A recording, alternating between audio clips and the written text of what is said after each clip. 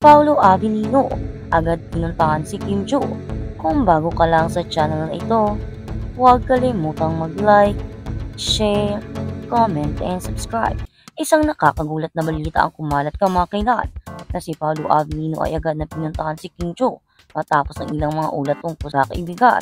Ang hakbang na ito ni Paolo ay nagbibigay ng maraming katanungan at espekulasyon sa mga fans at taga-subaybay ng dalawang aktor na kilala sa kanilang mga magagandang proyekto sa telebisyon at pelikula. Pagkakaibigan ni na Paolo at Kim. Si Paolo Avellino at Kim Joo ay matagal nang magkakilala sa industriya ng showbiz at hindi na rin bago sa kanilang mga fans ang pagiging magkaibigan nila.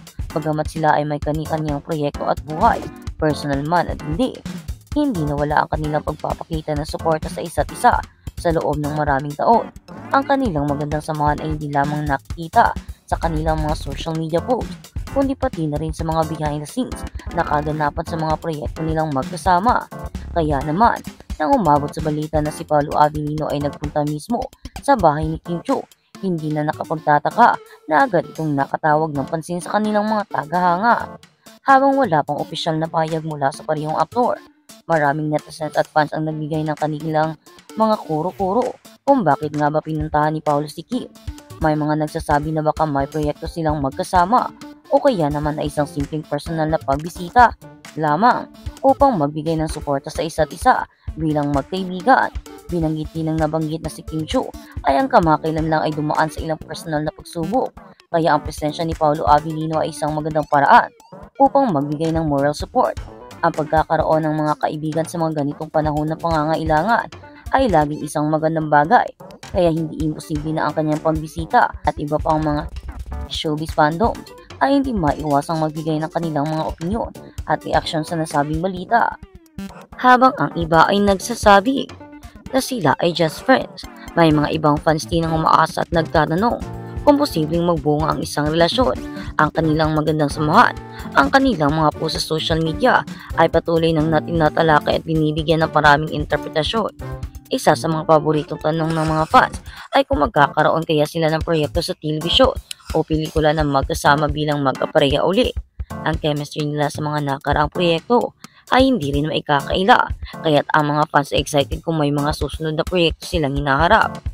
Paolo Avellino at Kim, malaking pangalan sa industriya. Si Paolo na nakilala sa kanyang mga husay at marami pang iba, habang si Kim Joo naman nakilala sa kanyang pagiging versatile actress ay patuloy na nag-i-enjoy ng tagumpay sa kanyang mga proyekto. Sa mga huling taon nakita rin silang magkasama sa ilang mga pagkakataon at hindi maikakaila na may magandang chemistry sila sa camera.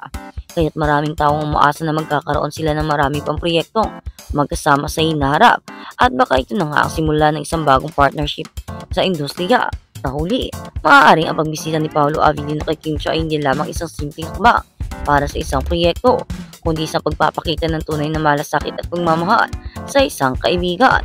Sa industriya ng showbiz, mahirap maghanap ng mga tunay na kaibigan, kaya't ang mga ganitong gestures ay isang magandang paalala na hindi lamang sa mga malalaking proyekto at fame na kabatay ang relasyon ng mga artista. Sa mga simpleng pagkilos tulad ng isang mabilis na pagbisita na ipapakita nila ang tunay na halaga ng pagkakaibigan. Ang pagbisita ni Paolo Avellino kay Kim Joo ay isang patunay na sa kabila ng kanilang mga abalang karera, pinapahalagahan pa rin nila ang mga ugnayang personal at magkaibigan. Bagamat maraming espekulasyon ang maaaring lumabas tungkol sa kanilang relasyon, ang pinakahalaga ay ang kanilang samahan na puno ng respeto at pagkakaintindihan. Sigurado anuman ang mangyari sa kanilang mga proyekto sa hinaharap, ang kanilang magandang pagkakaibigan ay magpapatuloy at magbibigay inspirasyon sa marami. Fans, abangan ang susunod na kabanata ng Paolo Avellino at Kim Joo. Maaaring may bagong proyekto na magkasama sila o mas malalim na samahan na tatahakin sa kanilang personal na buhay. At sa kabilang banda, sina Kim Joo Paolo Avellino ay sumasalamin kung paano umunlad ang kanilang partnership sa paglipas ng mga taon. Sina Kim Joo at Paolo Avellino ay nagmumuni-muni kung paano umunlad ang kanilang on-screen partnerships sa paglipas ng mga taon.